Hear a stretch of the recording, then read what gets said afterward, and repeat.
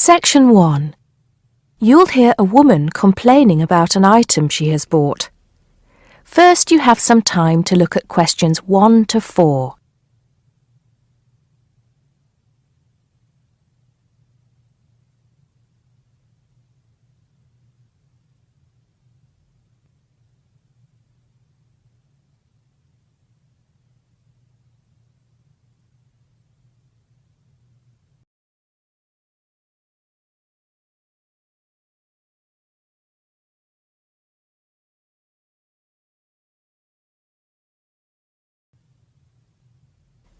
Listen carefully and answer questions 1 to 4. Smart Electricals, Mike speaking. How may I help you today? Good morning. I'm calling to complain about an item I recently purchased from your company. I'm not happy with it. Oh, I'm really sorry to hear that. I'll take you through the company's complaints procedure. I'll need to retrieve your files from our records so that we can discuss the problem properly and find a solution. I'll need to take some details from you first. Is that okay? Okay, but I don't have a lot of time. Will it take long? Not long, madam. Can I first take your name? Yes, it's Susan Yorke. Yorke. Okay. Can I have the address, please? Yes, it's Flat 1, 25 Alpine Avenue. That's ALPINE Avenue, Harchester. The postcode is HA6 5LD. Okay. Next. Could you give me your telephone number? Preferably one that we can call you on during normal working hours. Well, the home one is 01734 525 268. But you're only likely to catch me on that number in the evenings. I usually have my mobile phone with me during the day, though. It's probably best to take that number then. All right. My mobile number is 0781 233 452. And do you have the order reference number on you, by any chance? Well, I have the receipt that the camera came with in front of me. Ah, good. Which number is it? It's a bit confusing. It should be the 7-digit number on the top left corner of your invoice. Let me have a look. I need my glasses. Found it. It's DMX8443. Thanks. Now, when did you purchase the item? Well, the camera was delivered last Monday, on the 1st of February.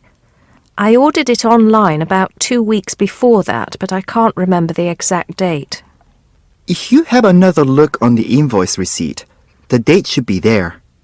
Oh, yes. Here it is. January the 15th. Okay, I'll make a note of that. So, the item is a digital camera? Yes, it's the Aqua PowerShot model in silver. Thank you.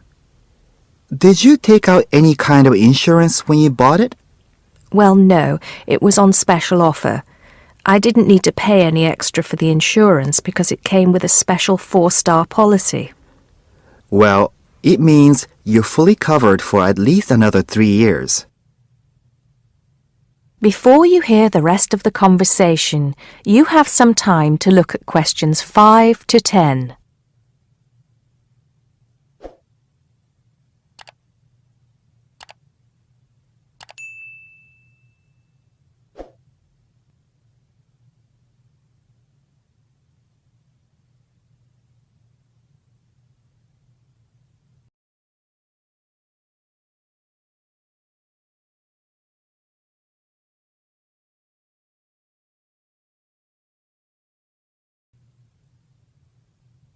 Now listen and answer questions 5 to 10. Right. What is the problem? Yes, the first thing is that it came with one memory card in the box when there were supposed to be 2. Oh dear, I'm terribly sorry about that. It must have been an oversight in the packing department. I can do something about that straight away and get one sent out to you. Well, that's not the only thing. I bought it as a present for my niece because she loves swimming. It said on the website that it was waterproof, but when she took it on holiday and tried to use it underwater, it got ruined because water got into the lens. You can imagine how disappointed my niece was. I certainly can. Were those the only problems? No, there was one other thing. It came with a case to protect it. When I opened the box to take the case out, I saw that it had a big scratch on it. We're really sorry about that. I can offer to have the camera repaired for you. In the event that it can't be repaired, we'll send you a replacement. I don't think so. Seeing as it was faulty in the first place, I wouldn't want another one. I think I'd rather have my money back. Can I get a refund? Yes, of course. If you send it back to customer services, I'll make sure it's dealt with. Thank you very much. That is the end of section 1. You now have half a minute to check your answers.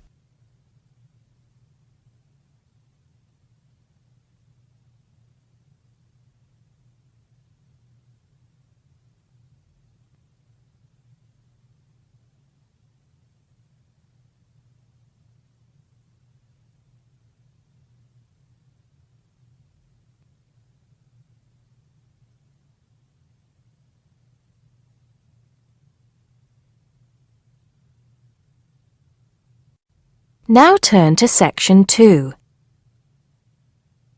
Section 2. You'll hear a tour guide talking to a group of visitors about Bestley Castle.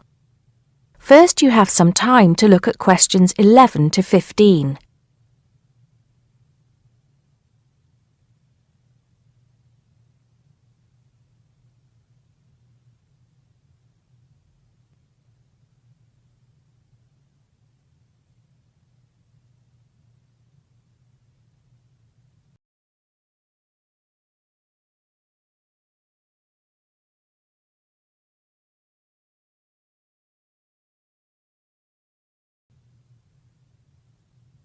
Now listen carefully and answer questions 11 to 15. Welcome to Bestley Castle. It's nice to see so many of you here today. Before we go in, I'd like to tell you some information about the castle, the things to see and do, and the facilities available to you in the grounds. We'll do our best to make this a truly memorable visit. Now, the castle grounds are quite big, and we don't want you to get lost, so I'm going to give you an idea of the layout. At the moment, we are at the entrance, and immediately to our left is the Tourist Information Office. Go here if you need any questions answered. They'll be happy to help. And of course, behind the tourist office is the car park where the coach dropped you off, and it'll also pick you up from the same spot at 5 p.m. today. In front of us are the water gardens. If you stroll through, you get to the North Bridge, which is the entrance to Bestley Castle. Take your time and enjoy looking around the castle. There is a lot of history steeped in those walls. As you leave the castle via the South Bridge, you'll be greeted with the sight of roaming deer. During the day, there will be scheduled feeding opportunities where visitors can get involved. However, we do request that you do not feed the deer outside these times. To the right of the deer park is the Castle Museum, and behind that is our award-winning restaurant. It's a relatively new addition to the castle grounds, but is fast gaining a reputation for its food. Alternatively, you can choose to dine in the picnic area on the other side of the deer park. It's perfect for the family as it's next to the kids' play area and homemade ice cream hut.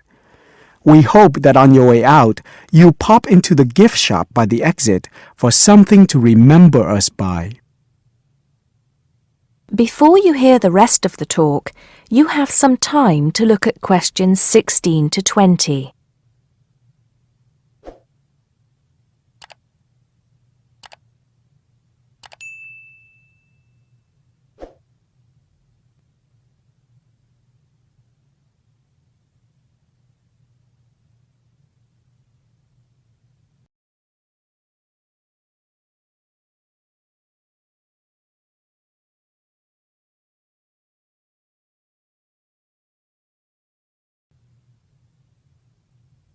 Now listen and answer questions 16 to 20. Admission to the grounds is free for all. That includes the museum, gardens, and picnic area. There is an admission fee for the castle, which is £6.50 for adults, with a 10% discount for students and retired people. Children under the age of 16 pay half adult price, and under 8 go in free. There are many spectacular events throughout the year, and for most of them, there's also an admission fee. As these events are in high demand, it's a good idea to book well in advance. Some of the exciting events planned for this year are the Summer Medieval Festival, where you can watch old-fashioned nights and experience a feast in the halls of the castle, as if you were a guest of King Henry VIII himself. There are several concerts planned this year too, including a rock concert, at an admission price of £10 per person, and a special jazz concert, which is free to the public. I'm sure you'll agree that all tastes and ages will be satisfied. One scary but extremely popular event is the annual Haunted Castle event at the end of October, where the castle comes alive at night. Why don't you come along, if you're brave enough? Another sight to see is the fantastic firework display on November 5th, and the cost of that includes refreshments. We also have a long tradition of raising money for charity. The charity event held every year on the first day of May will this year be an archery contest. Entrance is free, but donations are certainly welcome. This year, we'll be collecting money on behalf of a charity for elderly people, Age Concern. Just in case you can't remember all of that, you can pick up a leaflet showing the timetable and prices for all events from the Tourist Information Desk. You can also go online to get this information from our website. That is the end of Section 2. You now have half a minute to check your answers.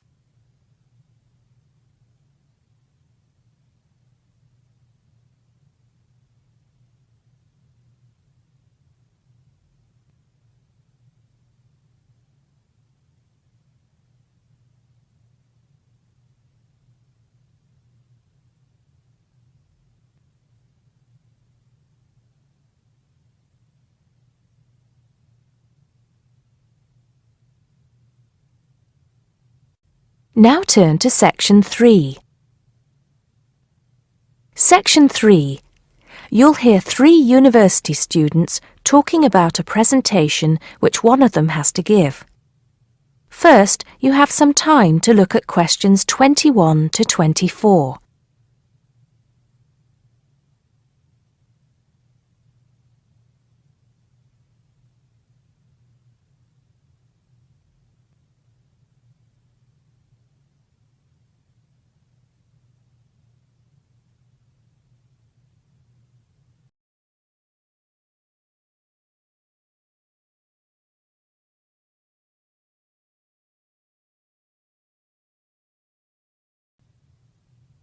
Now listen carefully and answer questions 21 to 24.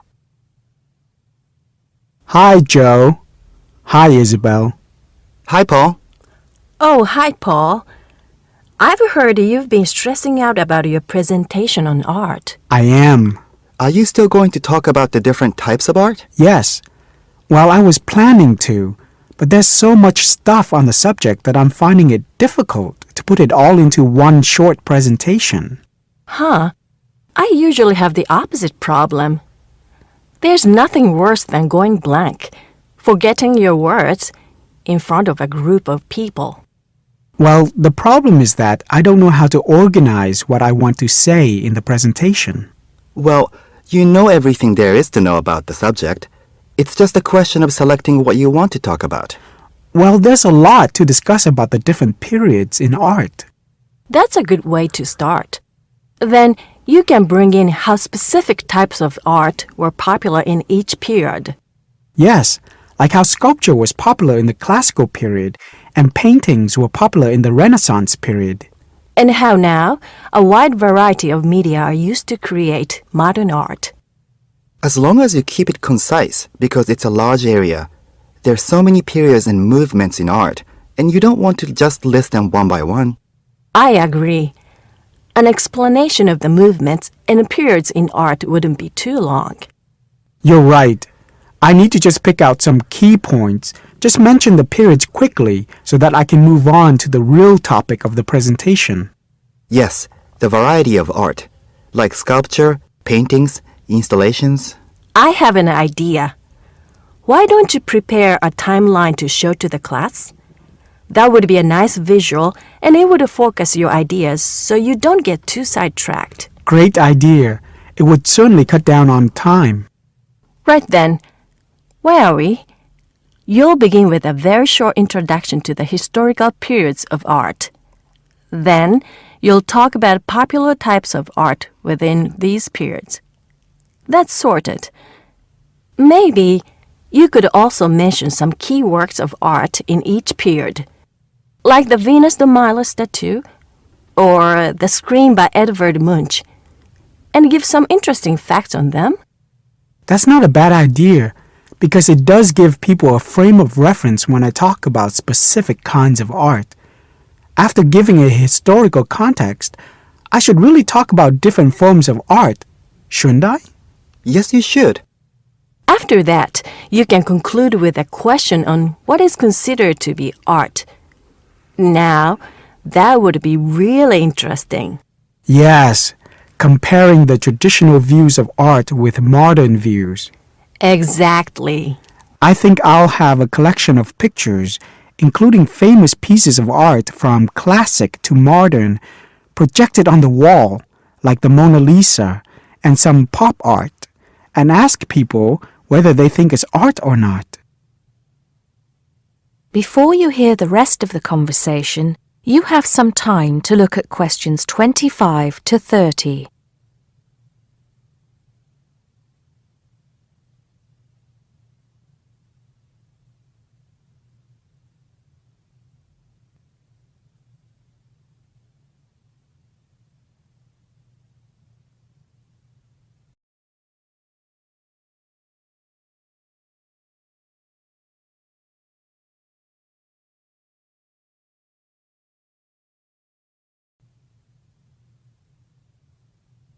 Now listen and answer questions 25 to 30. Showing some famous works and asking people what art is would certainly lead to discussion in the room. People's appreciation of art is so subjective, and it comes down to taste. That's what I'm hoping for, some disagreement to liven up the presentation. And you could stick in some really controversial ones like graffiti and modern art installations in between pieces of art that are universally accepted, like the work of the Renaissance painters. Sounds good to me. I have to say, I really don't understand some modern art myself. There was one recently that was just a pile of rubbish. It doesn't require much skill to create, does it? And what does it mean? There's no point to it. Actually, Joe, I like some modern art. It makes you look at the world in a different way. Artists now have the freedom to express themselves completely. Yes, but there is an idea now that anything can be art. I've heard of paintings being sold for large sums of money, which have been done by small children and animals. Now that's ridiculous. Oh, you could find one of those paintings and put it in your presentation, couldn't you, Paul? That would really be interesting. Well, Paul, what do you think? I like it. Just thinking. I'll need to do some more research to find pictures for the slideshow. Yes, we can help you, can't we, Joe? Of course. If you go to the fine art section of the library, I'm sure you'll find everything you need. Just ask the staff and they'll give you access to a slide bank of hundreds of famous works of art. And if you still can't find what you're looking for, use the library computers to go online. There are lots of images on the internet. Of course, you need to use a search engine like Google, but it's dead easy. Thanks, guys. I'm feeling much clearer about the project. Your ideas have been really useful. I think I should end with a quote of some kind by a famous artist. What do you think? That's a good idea. Now let's go to the library and see what they have. That is the end of section 3. You now have half a minute to check your answers.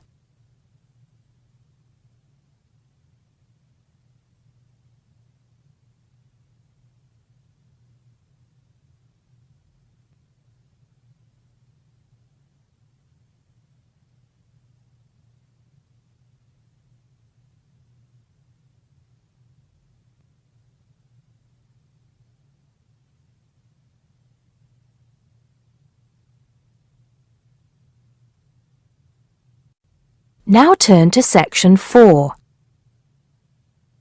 Section 4. You'll hear a lecturer talking to students about languages. First, you have some time to look at questions 31 to 36.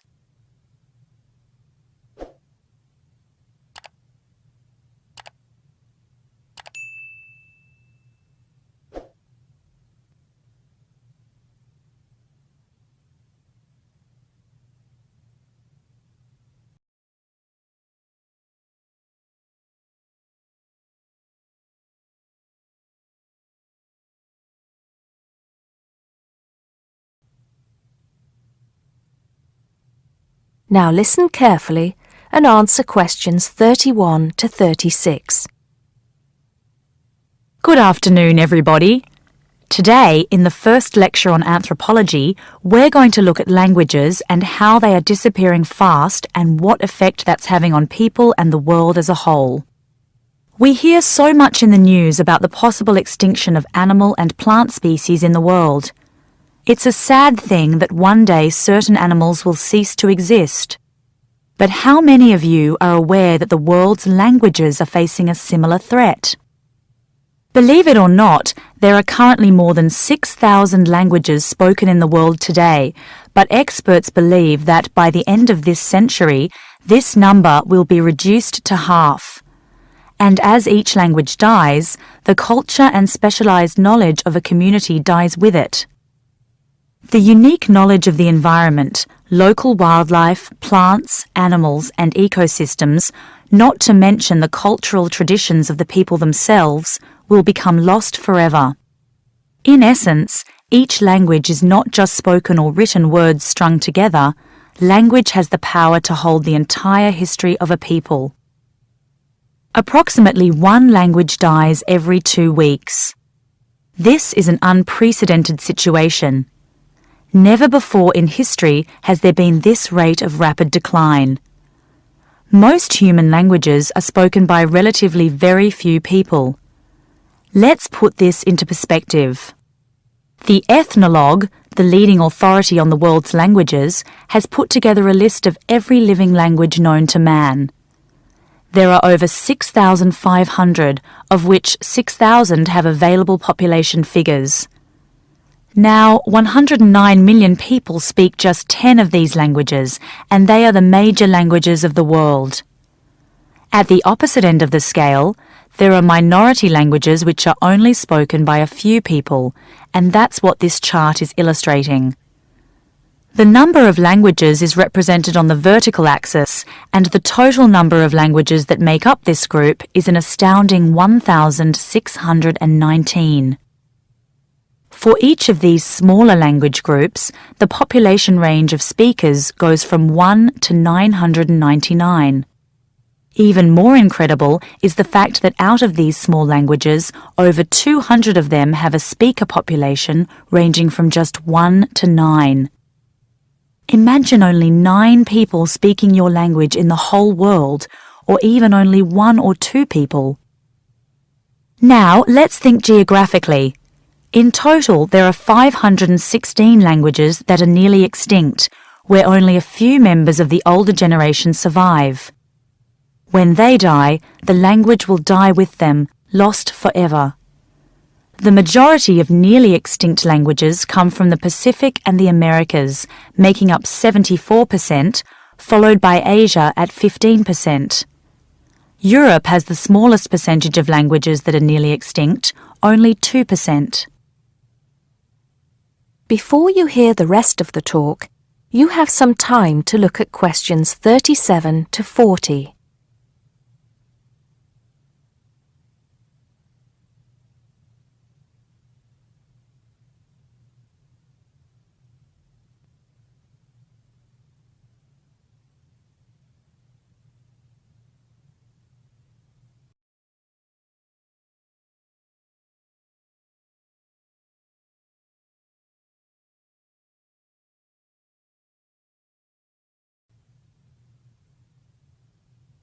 Now listen and answer questions 37 to 40.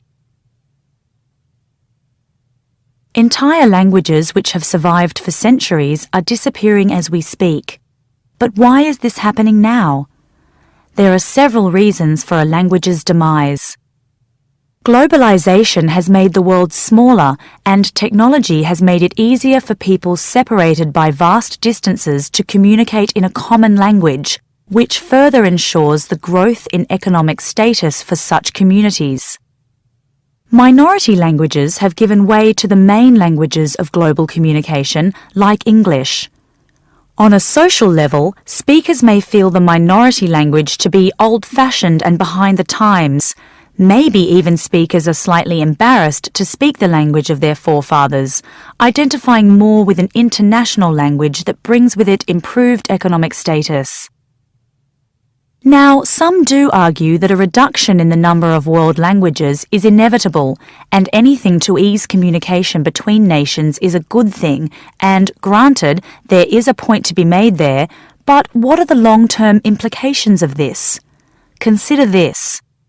Language, in both spoken and written form, is the vehicle for oral traditions to be passed down through generations.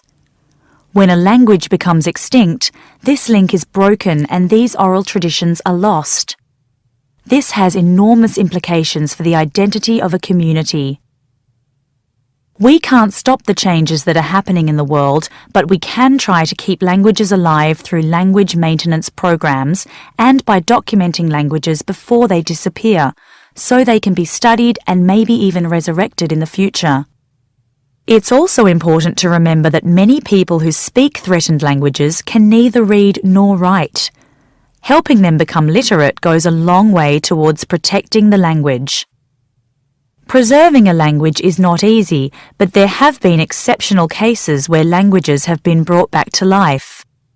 In Ireland, Irish Gaelic, once a dying language, through national determination is now spoken by 13% of the country's population. We'll go into what happened there in more detail in my second lecture. That is the end of section 4. You now have half a minute to check your answers.